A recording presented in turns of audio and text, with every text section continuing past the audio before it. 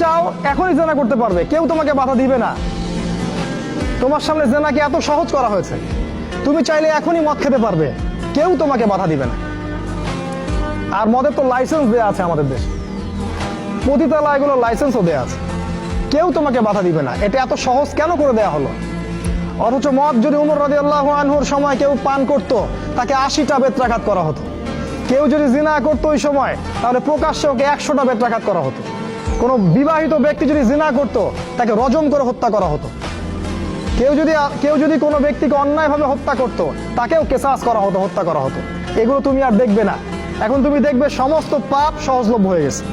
এটা এমনি এমনি হয়নি, তারা করেছে তোমার জন্য, যাতে তোমার ভিতরের ঈমানটা চলে যায়।